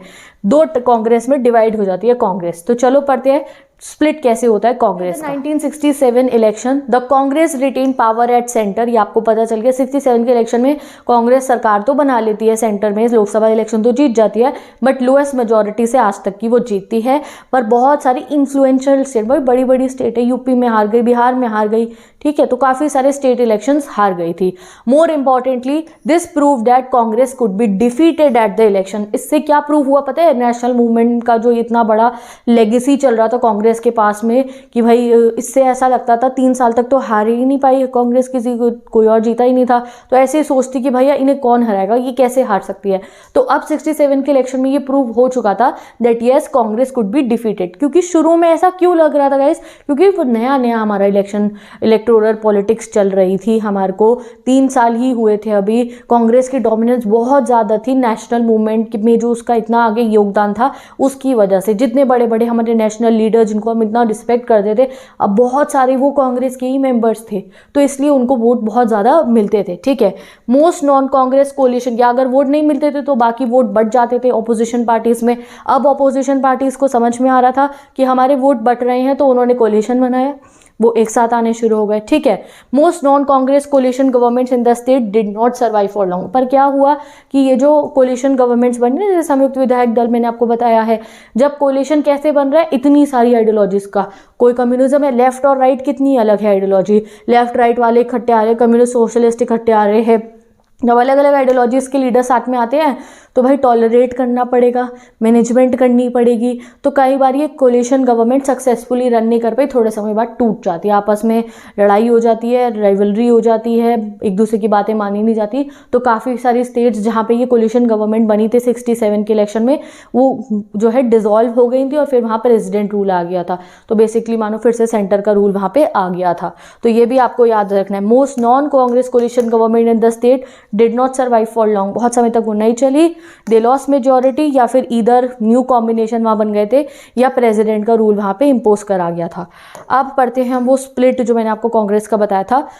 इसको बोला जाता है इंदिरा वर्सेस द सिंडिकेट। अब आपको यहाँ पे ये बताया गया है कि इंदिरा गांधी जी को जो डिफ़िकल्टी उनको सामने करना पड़ा था अपनी प्राइम मिनिस्टरशिप में, यहाँ पे वो बाहर से नहीं था, यानी कि उनको अपोजिशन लीडर्स ने, अपोजिशन पार्टी से इतना डर नहीं था, इतना प्रॉब्लम क्रिएट नहीं हुआ था जितना उन्हें अपने पार्टी के अंदर से प्रॉब्लमेटिक सिचुएशंस को देखना पड़ा था। वहाँ तो जीत ही गई थी वो लोकसभा इलेक्शन, तो वो जीत ही गए थे, स्टेट भी काफ़ी सारी जीते थे। जो सबसे बड़ी प्रॉब्लम आई थी was from with in the party, that जो पार्टी के बड़े बड़े दिग्गज लीडर थे जिनको सिंडिकेट्स बोला जाता था उस समय पे, जिन्होंने सपोर्ट करके इंदिरा गांधी को बनाया था, प्राइम मिनिस्टर मोरारजी देसाई को नहीं बनाया था, वही सिंडिकेट्स अब उनको जो है सपोर्ट नहीं करते थे। और उस सिंडिकेट्स और इंदिरा गांधी जी के बीच में डिफरेंसेस बहुत ज़्यादा बढ़ने लग गए थे और उसका रिजल्ट क्या हुआ, कांग्रेस का स्प्लिट हो जाता है। अब यहाँ सिंडिकेट्स कौन है, तो यहाँ पे आपको मैंने एक डिफाइन, अगर इस सिंडिकेट एग्जाम में क्वेश्चन आ जाए तो सिंडिकेट मैंने आपको कहा दिग्गज लीडर, बड़े बड़े लीडर थे कांग्रेस पार्टी के। कौन कौन थे? फॉर एग्जाम्पल के कामराज जो तमिलनाडु के चीफ मिनिस्टर थे, कांग्रेस पार्टी के प्रेसिडेंट रहे बहुत समय तक। एस.के. पाटिल बॉम्बे के, एस. नीलजप्पा मैसूर के, संजीवा रेड्डी आंध्र प्रदेश के, अतुल्य घोष वेस्ट बंगाल के, ये बड़े बड़े लीडर्स थे, इनको सिंडिकेट्स बोला जाता था। लाल बहादुर शास्त्री को भी और इंदिरा गांधी को भी जब वो प्राइम मिनिस्टर बने तो वो सिंडिकेट के सपोर्ट पे बने थे, ठीक है। इनका बहुत से होता था कांग्रेस पार्टी के अंदर और इन्हें लगा था कि जब इंदिरा गांधी प्राइम मिनिस्टर बनेंगी, जो भी पॉलिसी बनाएंगी, कोई भी काउंसिल ऑफ मिनिस्टर्स में जो कि वो पॉलिसी वगैरह बनाएंगी तो उसमें हमारी बातें सुना करेंगी। बट जो इंदिरा इंदिरा गांधी ने ऐसा ज़्यादा नहीं करा, तो इसलिए ये जो है स्प्लिट हो जाती है कांग्रेस। अब स्प्लिट बाद में पढ़ाऊंगी आपको, चलो पढ़ते हैं अभी स्प्लिट कैसे हो रहा है। तो ये चीज़ मैंने आपको बता दिया कि सबसे बड़ी प्रॉब्लम इंदिरा गांधी को विद इन द कांग्रेस देखनी पड़ी थी, दैट उन्हें सिंडिकेट से जो है बहुत नाराज़गी देखने को मिलती थी, क्योंकि वो अपने हिसाब से रूल करती थी, सिंडिकेट की ज़्यादा सुनती नहीं थी कि वो हर बात जाके उनसे पूछे। ठीक है, syndicate had played major role, उनको प्राइम मिनिस्टर बनाने में सिंडिकेट का रोल था, तो वो भी चाहते थे कि ये हमारे से सलाह मशवरा करें and she should think about us also, कि हमारी बातों को सुना जाए, तो इसलिए वो ऐसा करती नहीं थी। She chose her trusted group of adviser from outside the party, वो किसकी बात सुनती थी, उनके अपने एडवाइजर्स थे आउटसाइड द पार्टी से, तो इसलिए slowly and carefully she sideline the syndicate. तो इंदिरा गांधी जी ने क्या करा, उनको स्लोली धीरे धीरे करते करते उन्होंने सिंडिकेट को साइडलाइन करना शुरू कर दिया, इसलिए उनको बहुत सारे चैलेंजेस को फेस करना पड़ा।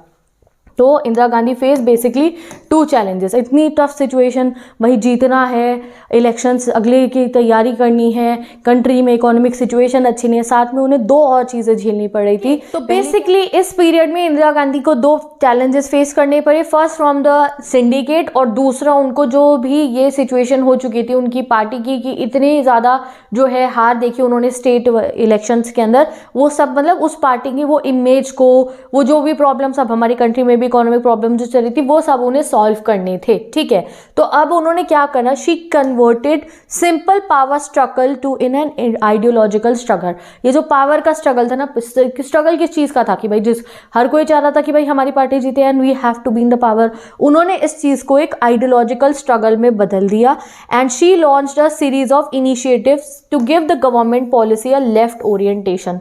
यानी कि अब उन्होंने क्या करा, जब उन्हें प्रॉब्लम्स दिख रही थी अपने सामने, तो उन्होंने उसका एक वैलिड सोल्यूशन निकालने की कोशिश करी।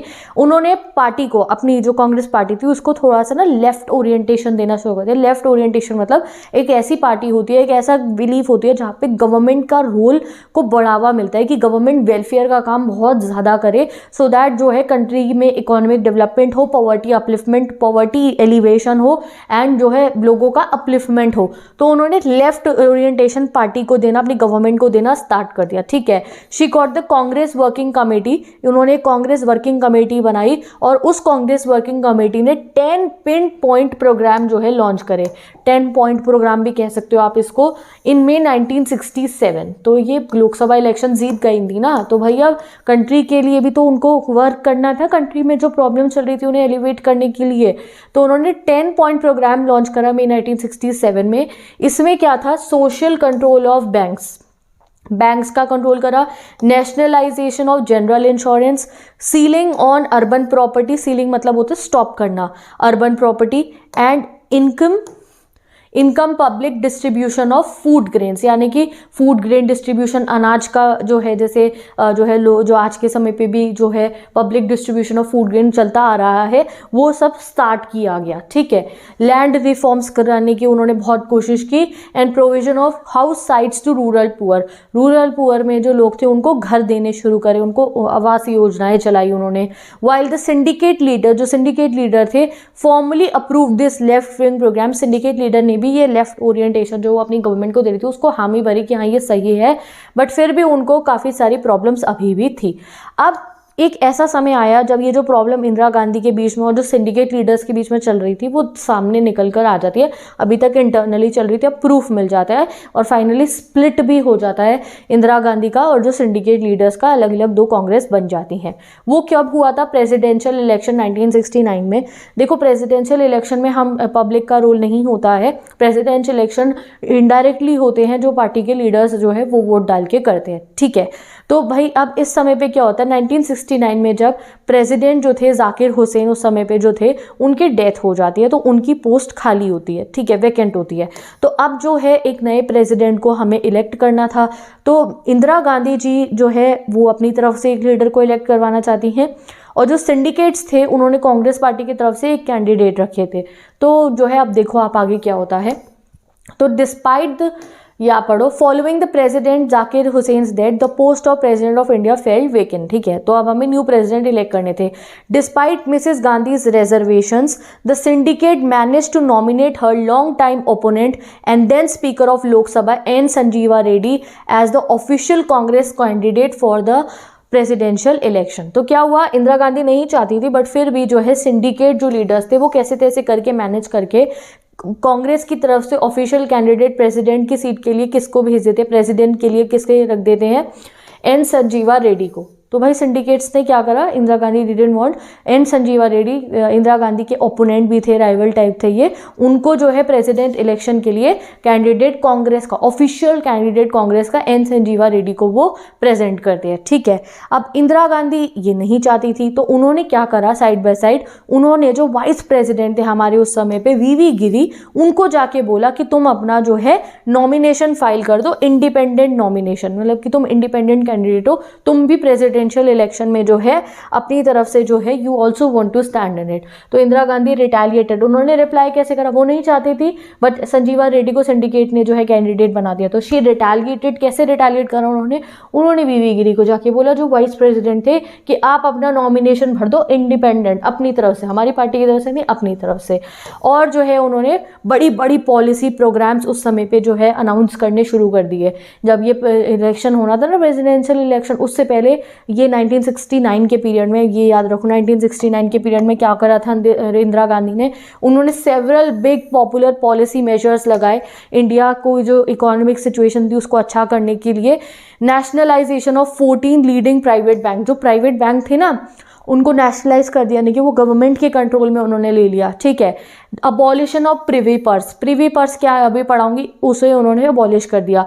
जो स्पेशल बेसिकली अगर प्रिवी पर्स का हो तो आप ये कह सकते हो, जब इंटीग्रेशन ऑफ प्रिंसली स्टेट करवाया था ना सरदार वल्लभ भाई पटेल जी ने, तो जो प्रिंसेस थे, जो राजा थे, उनको कुछ जो है उनको कुछ पावर्स दी गई थी, उन्हें कुछ प्रिविलेजेस दी गई थी जो इंडिपेंडेंस लेके अब तक चलती आ रही थी। ठीक है, तो उन्होंने वो प्रिवी पर्स जो था उसको अबॉलिश कर दिया कि अब वो सब नहीं मिलेंगी। ठीक है, तो it was a very bold move at that time. और मोरारजी देसाई जो थे उस समय पे डेप्यूटी प्राइम मिनिस्टर थे। मोरारजी देसाई आपको पता है ना, जिनके साथ जिनको नहीं बनाया था तब और इंदिरा गांधी को बना दिया था। ठीक है, और फाइनेंस मिनिस्टर भी थे। तो उनका और जो है इंदिरा गांधी का काफ़ी जो है डिफरेंसेस चलते रहते हैं इस बात पे। तो मोरारजी देसाई गवर्नमेंट भी लीव कर देते हैं।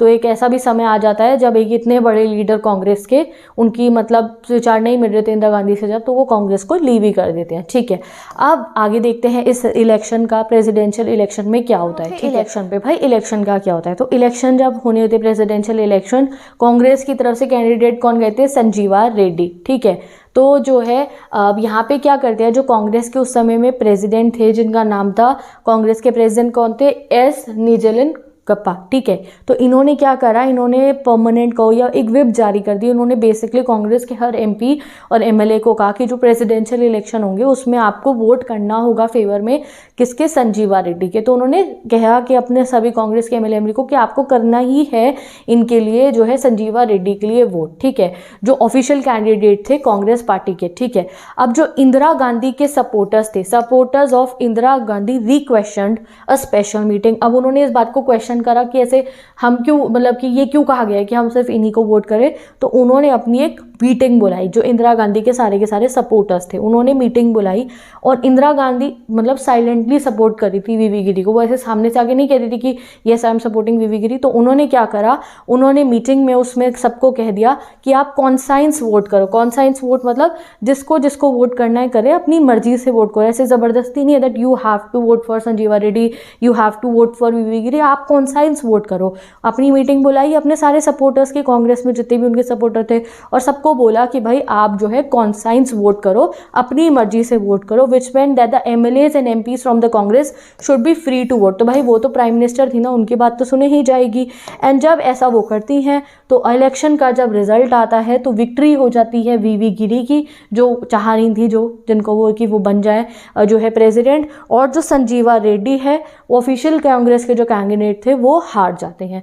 अब जब ऐसे हो जाता है तो सिंडिकेट्स को ऑब्वियसली अच्छा नहीं लगता है कि कैसे जो है उनके कैंडिडेट को जो है हरवा दिया जाता है एंड वीवी गिरी जीत जाते हैं। तो उसके बाद कांग्रेस पार्टी का स्प्लिट हो जाता है। The defeat of the official Congress candidate से डायरेक्ट प्रेसिडेंशियल इलेक्शन 1969 के बाद कांग्रेस में स्प्लिट हो जाता है, मतलब कांग्रेस अलग हो जाती है। क्या होता है, जो सिंडिकेट्स वाला ग्रुप था कांग्रेस का, वो कांग्रेस ओ बन जाता है, कांग्रेस ऑर्गेनाइजेशन, एंड इंदिरा गांधी की कांग्रेस अलग हो जाती है। Group led by Indira Gandhi came to be known as Congress requisitionist, उनका कांग्रेस आर हो जाता है, और जो जिनमें सिंडिकेट थे कांग्रेस ओ बन जाता है। ठीक है, इलेक्शन के रिजल्ट के बाद क्या होता है, वीवी गिरी जीत जाते हैं। अब जब वीवी गिरी जीते तो सिंडिकेट्स बहुत नाराज हो जाते हैं, एंड एज अ रिजल्ट वो इंदिरा गांधी को पार्टी से ही बाहर निकाल देते हैं। तो जस्ट इमेजिन अ सिचुएशन, जिस पार्टी से वो प्राइम मिनिस्टर बनी है उसी से उनको एक्सपेल कर दिया जाता है। The defeat of the official Congress candidate formalise the split in the party. जो कांग्रेस के प्रेसिडेंट थे, कौन थे, नीचलन जप्पा थे, expel the prime minister. Prime minister कौन हो गई, इंदिरा गांधी को पार्टी से ही बाहर निकाल दिया। अब आप सोचोगे फिर वो प्राइम मिनिस्टर कैसी रहेंगी, तो वो बाकी पार्टीज के सपोर्ट के साथ रही थी, एंड जब पार्टी से उन्हें बाहर निकाल दिया गया तो उन्होंने अपनी अलग कांग्रेस बना ली। उन्होंने अपनी अलग कांग्रेस जो बनाई उसका नाम रखा कांग्रेस आर, कांग्रेस रिक्वेशंस, और जो है जो सिंडिकेट वाला ग्रुप था उसका नाम पड़ जाता है कांग्रेस ओ, कांग्रेस ऑर्गेनाइजेशन। ठीक है, these two parties were also described as old Congress and new Congress. जिसमें सिंडिकेट्स थे उसको ओल्ड कांग्रेस कहा जाता था, जिसमें इंदिरा गांधी और उनके सपोर्टर्स थे उसको न्यू कांग्रेस कहा जाता था।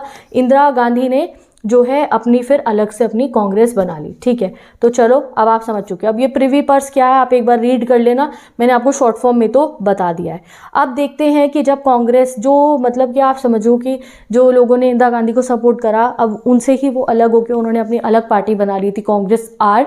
तो जब अब अगले इलेक्शन होते हैं हमारी कंट्री में, द 1971 के इलेक्शन, तो क्या होता है, सो लेट्स स्टार्ट। अब आता है हमारा लास्ट टॉपिक इस चैप्टर का, द 1971 के इलेक्शन और कैसे रेस्टोरेशन होता है कांग्रेस का।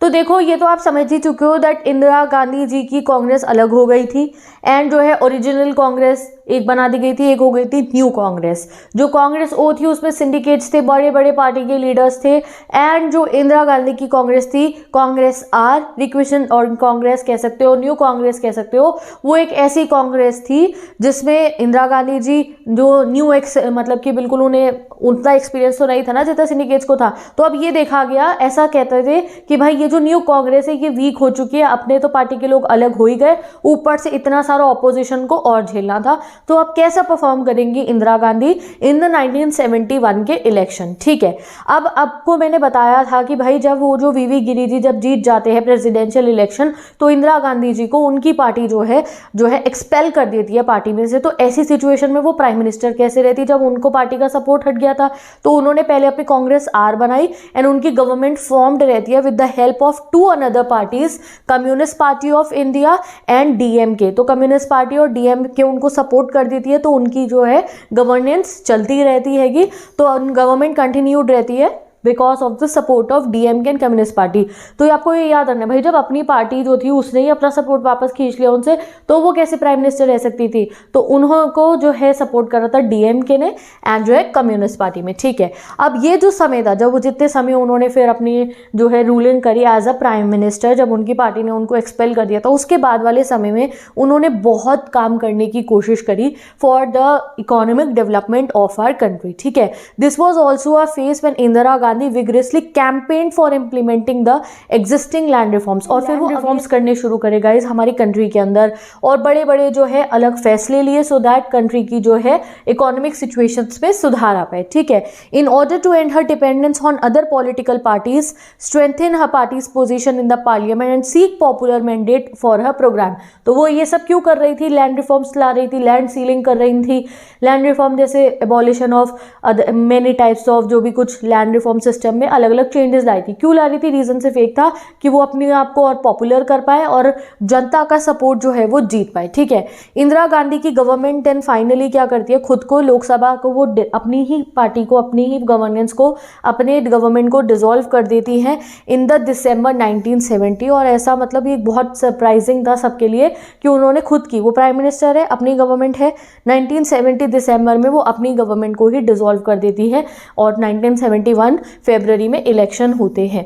तो वो ऐसा क्यों करती हैं, बिकॉज ऑब्वियसली उनको पहले तो सपोर्ट एंड तो हो ही गया था वहाँ से, तो बिकॉज ऑफ इतना सारा जो इतना इम्बैलेंसेस चल रहे थे, इसलिए Indira Gandhi government recommended the dissolution of the Lok Sabha in December 1970। अपने आप को प्राइम मिनिस्टरशिप फिर उनकी वहाँ पे एंड हो जाती है, एंड नए इलेक्शन के लिए देन शी स्टार्टेड कॉन्टेस्ट। ठीक है, अब नया इलेक्शन जो 1971 का होना था उसका माहौल कैसा था? जैसे आपने हर इलेक्शन का माहौल पढ़ा, माहौल मतलब पॉलिटिकल स्ट्रक्चर कैसा था, कौन कौन सी पार्टीज पार्टिसिपेट कर रही है। तो नए इलेक्शन जो 1971 के फेब में होने थे, उसके लिए क्या इलेक्टोरल माहौल था हमारी कंट्रीज में। ठीक है, तो भाई इलेक्टोरल माहौल ऐसा बन चुका था कि एक तरफ पे हो गई थी कांग्रेस आर लेकर इंदिरा गांधी, और दूसरी तरफ पे वो सारी पार्टीज थी जो इंदिरा गांधी के खिलाफ थी। ठीक है, after all the new Congress was just one faction of already weak party. Congress R को क्या बोला जा रहा था कि ये तो बस एक फैक्शन, ये तो सिर्फ एक हिस्सा है एक ऑलरेडी वीक पार्टी का। ऑलरेडी वीक पार्टी कौन सी? कांग्रेस। कांग्रेस की डोमिनेंस ऑलरेडी डिक्लाइन हो रही थी, ऊपर से उस डिक्लाइन कांग्रेस का भी एक छोटा सा हिस्सा थी कांग्रेस आर, जिसकी लीडर कौन थी? इंदिरा गांधी। सबको ऐसा लग रहा था कि भाई 1971 के जनरल इलेक्शन में तो रियल कांग्रेस जो है या फिर जो कांग्रेस ओ है जिनमें सिंडिकेट वगैरह है, अब वो ही जीतेंगे। सब लोग ये सोच रहे थे। ठीक है, और मैटर और वर्स करने के लिए इंदिरा गांधी के पता है क्या करते हैं ये सिंडिकेट के लीडर जो कांग्रेस ओ के लीडर थे, बाकी ऑपोजिशन पार्टी से हाथ मिला लेते हैं जाके और ग्रैंड अलायंस बना लेते हैं, एक बहुत ग्रैंड गठबंधन बना लेते हैं अपना कि हम इलेक्शन में पार्टिसिपेट करेंगे अपने अलायंस के साथ में, और वहां कांग्रेस आर अकेली थी। तो पता है क्या हुआ 1971 के जनरल इलेक्शन में? कौन पॉलिटिकल पार्टी इसमें क्या हुआ?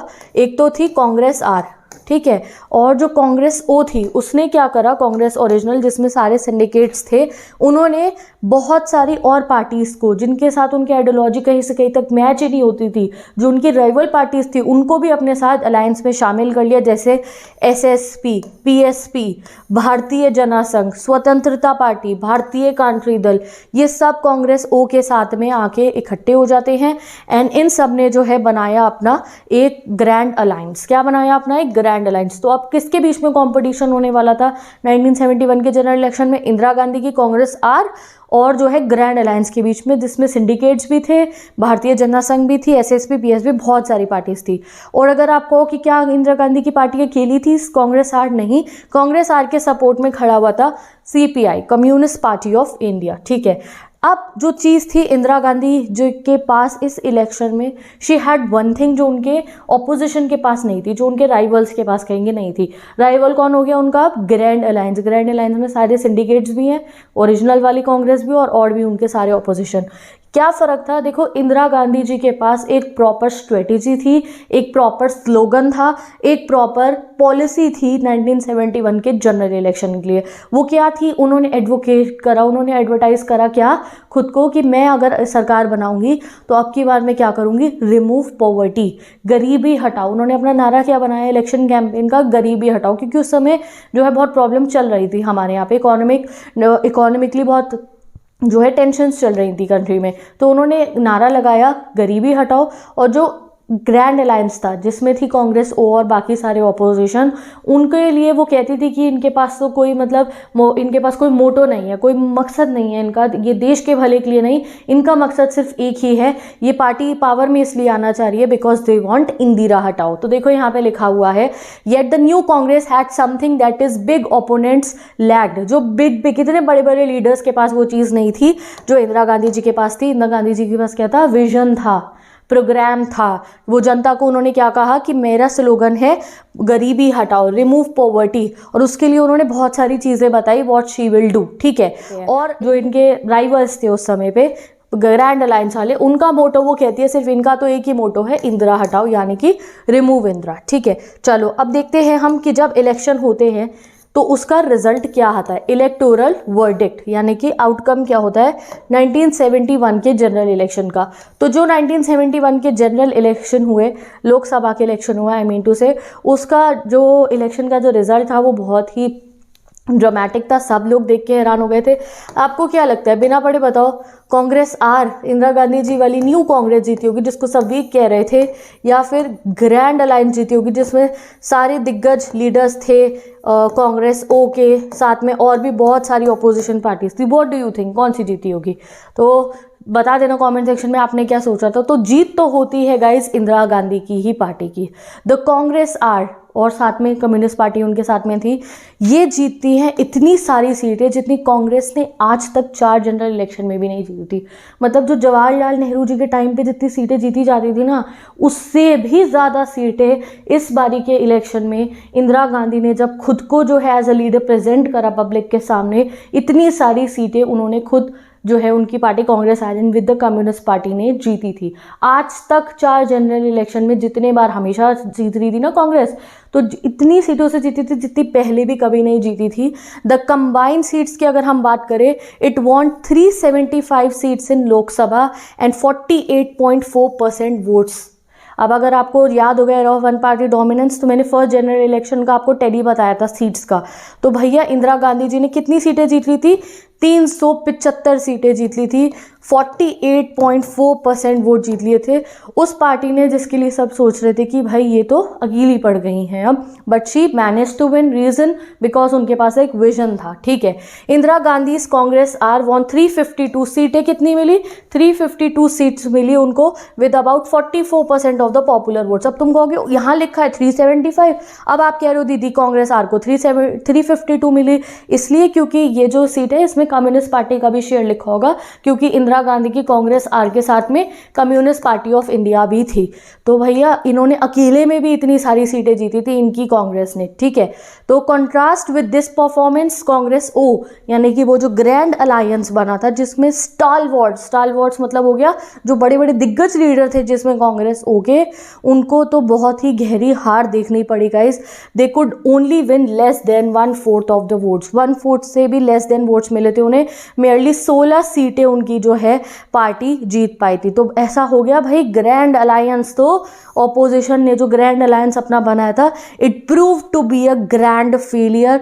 There combined tally of seats was less than 40 से भी कम सीटें, इतनी बड़ी बड़ी पार्टी इकट्ठी हो गई उनके खिलाफ, तब जाके वो 40 से भी कम सीटें जीत पाए थे। And Indira Gandhi won 352 on her own, उनकी पार्टी ने, और अगर प्लस कर दे कम्युनिस्ट पार्टी की भी तो 375 सीट क्लियर मेजोरिटी से she became the winner of the 1971 का इलेक्शन। तो ये देख रही हो कार्टून, देखो इस कार्टून में क्या दिखा रहा है, Indira Gandhi first second third, मतलब इतने सारे वोटों से जीती हैं, इतनी सीटें जीती हैं कि भैया फर्स्ट सेकंड थर्ड तीनों ही हम उनको करार कर सकते थे। और यहाँ पे ये कौन है, ये सिंडिकेट्स हैं, बाकी पार्टी के लीडर जो ग्रैंड अलायंस के मेंबर्स थे, वो क्या सोच रहे हैं, देखो ऐसा मतलब कार्टून में लिखा हुआ है ये, I can't believe it, I thought I was coming first, you second and he third. ये आपस में डिस्कशन कर रहे कि भाई हम पहले आते, तुम दूसरे, ये तीसरे, और कहाँ ये तो पूरा सब कुछ जीत गई थी। ठीक है, चलो गाइस, तो अब आप समझ चुके हो।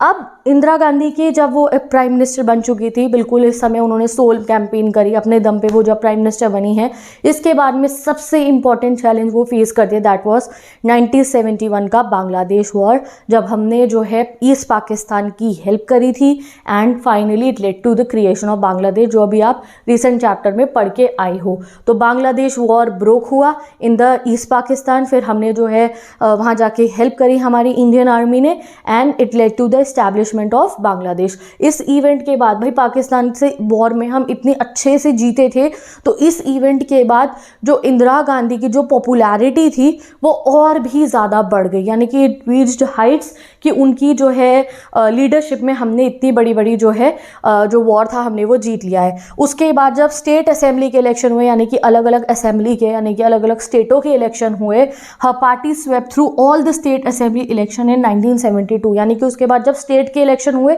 तो बहुत सारी स्टेट में भी जो है इंदिरा गांधी जीत जाती है। क्यों जीत जाती है? क्योंकि अब जो इंडिया की जनता थी वो उनको कैसे देखते थे, she was seen not only as a protector of poverty, under privilege, but also strong national leader. पहले तो ऐसा देखा जाता था कि वो गरीबों की मदद करने के लिए लीडर हैं, गरीबी हटाएंगे। अब जब उन्होंने हमें एक वॉर जो है वॉर टाइम सिचुएशन में she became a very good leader, तो ऐसा देखा गया कि ये हमारे नेशन की एक बहुत बेहतरीन लीडर है। कि जब सेंटर के इलेक्शन हुए और इंदिरा गांधी की कांग्रेस जो इतने अच्छे तरीके से जीत जाती है, एंड देन स्टेट लेवल की पे भी जब इलेक्शन होते हैं उसमें भी इतने अच्छे तरीके से जीत जाती है। तो finally the dominance of the Congress was restored. तो यही तो मैंने आपको कहा था हम इस चैप्टर में पढ़ेंगे, हम देखेंगे कांग्रेस की डोमिनेंस डिक्लाइन कैसे हुई थी और अब वापस रिस्टोर कैसे हुई है।